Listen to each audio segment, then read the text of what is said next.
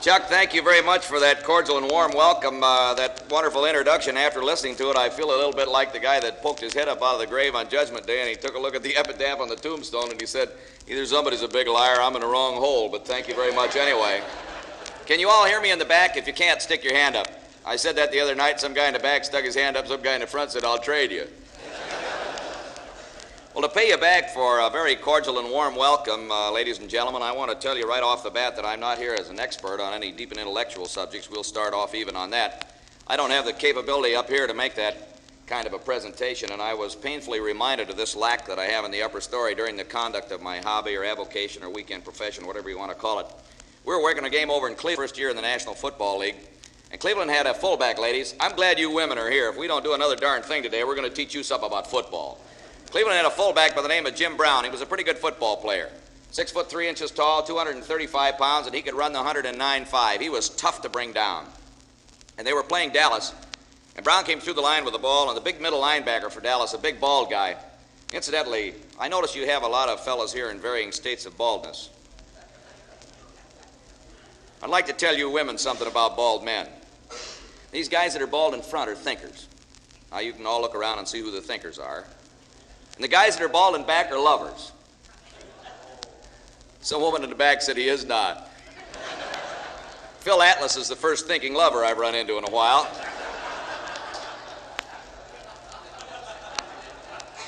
But it's these guys that are bald all over that you gals have to watch.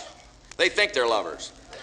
Well, anyway, as I say, I don't have too much up here, and Brown came through the line with the ball, and a big middle linebacker went to tackle him, and he grabbed for anything he could get, and he got his face mask, and that isn't fair, and that's why we're out there. And I threw the flag and stopped the clock, and I told the referee, I got number 55 on the defense, pulling a face mask, personal foul, 15 yards.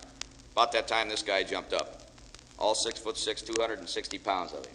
He looked down at me, he said, what? I said, get back in there and play ball, son, before I bite your head off. And they're all real good guys, you know, and very politely he said, if you do, sir, you'll have more brains in your stomach than you have in your head.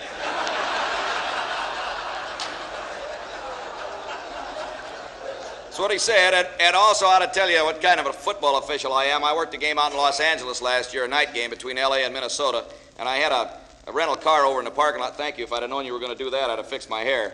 I had a rental car over in the parking lot across from the Coliseum. I went out to get in after the game and stuck the key in the lock. Some guy stepped out from behind a tree, stuck a gun in my ribs, said, stick 'em up. I put my hands up. I said, don't shoot him, just a poor official. He said, you're telling me. I saw the ball game.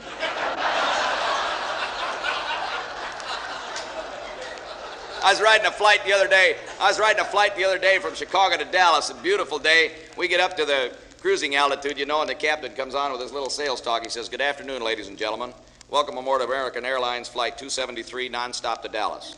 We've reached our cruising altitude of 35,000 feet. The temperature outside the aircraft is 65 degrees below zero. The girls will be serving you coffee and sandwiches soon. Thank you for flying American. And he hit the switch, but he didn't hit it hard enough. And he turned to the co-pilot and he said, and all I want's a hot cup of coffee and a kiss from that pretty blonde stewardess. And this went out all over the airplane, see. This little gal is sitting in the back and she starts bustling up to the front.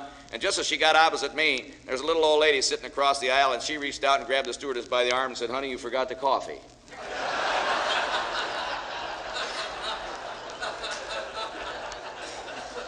Another thing I ought to tell you, too, is that I'm not much of a public speaker, but I do like to visit with people. I gave up reading speeches a long time ago. We lost our preacher, and the pulpit and staff committee got busy looking for a new guy, and they found one. Everybody liked him. The women especially liked him because he was a handsome dog, and you could see the percentage of the congregation that was female going up every Sunday, but he had one very bad habit. He used to read all of his sermons word for word out of a little loose-leaf notebook like this, and he'd get his nose down in his notes in the morning, and well, he's kind of nearsighted like a football official. He'd get his nose down there and you couldn't see him. Now, when you have a problem, whether it's in the church, the community, American Gas Association, the Mid-America Gas Association, what do? Appoint a committee. And they appointed a committee to do some creative thinking about how they could get this young man to overcome this problem. They got an idea. And one Sunday morning, after he had put his loose-leaf notebook up in the pulpit, they got him out into the study on some supposed problem of the church. And while they had him out there, one of the members of the committee slipped up in the pulpit, opened up the notebook, reached in, jerked out one of the sheets, and wadded it up and stuck it in his pocket. Well, it happened that day that he was preaching on the subject of Adam and Eve in the Garden of Eden.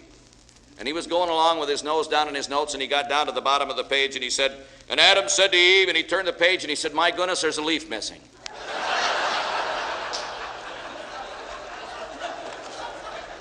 And so right then and there, I figured that never again was I going to read a speech. Well, as your chairman told you, it is my honor and privilege to be one of the staff of 53 men charged with the responsibility of officiating the 112-game schedule of the National Football League.